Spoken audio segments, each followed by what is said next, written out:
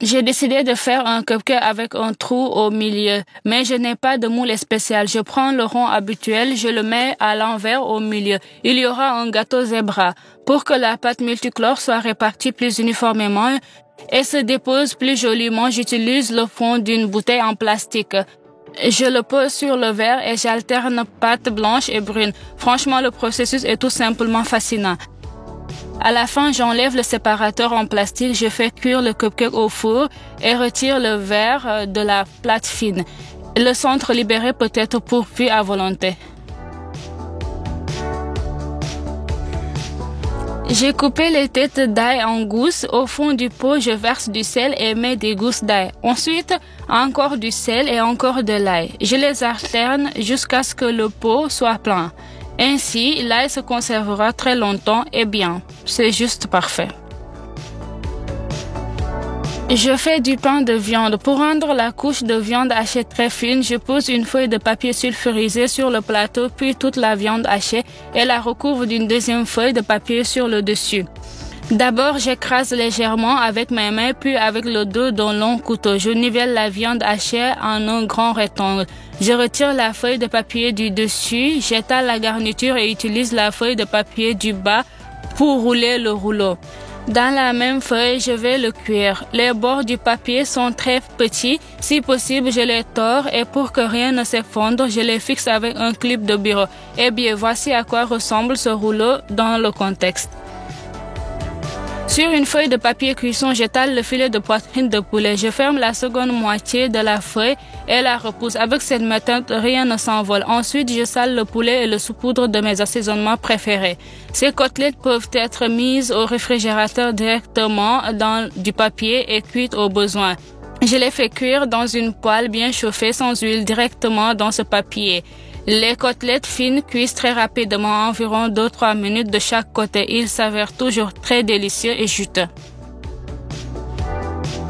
Pour congeler les tomates pour la pizza et les casseroles pour l'hiver, je prends un sac ordinaire, je le coupe, j'étale des tranches de tomates en rond, les enveloppe puis le rang de tomates suivant et tourne le film. Sous cette forme, les tomates congelées sont facilement séparées les unes des autres et vous pouvez prendre exactement la quantité nécessaire.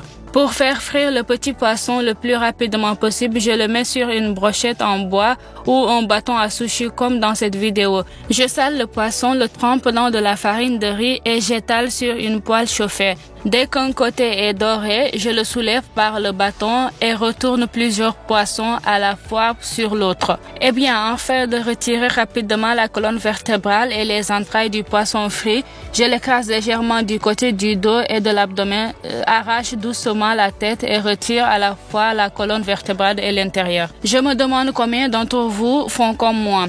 Ne jetez pas les bâtonnets de sushi. Après tout, ils ont toujours une utilité. Vous pouvez faire cuire des brochettes non seulement sur les brochettes spéciales, mais également sur des bâtonnets de sushi.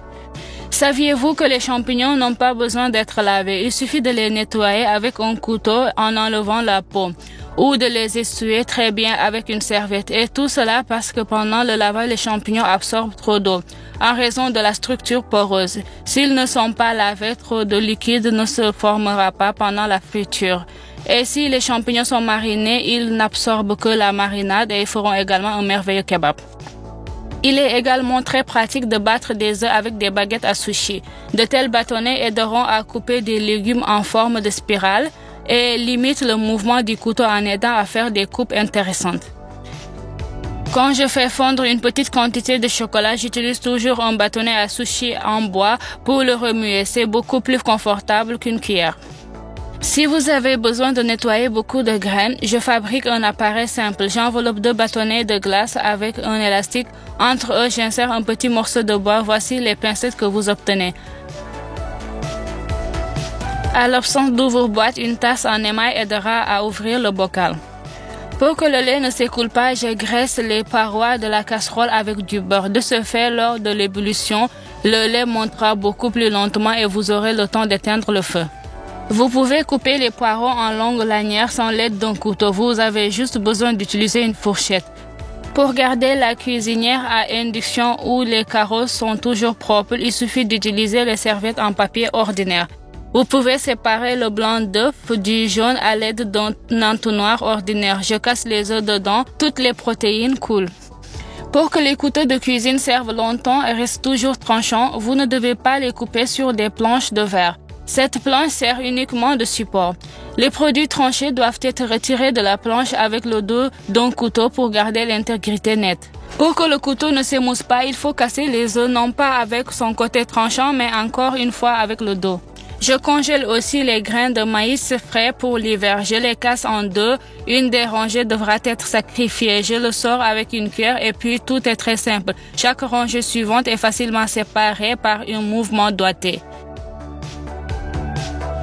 J'ai mis les grains de maïs dans un sac et ayant construit un appareil aussi simple, j'ai pompé l'air avec un sèche-cheveux. Je le garde au congélateur.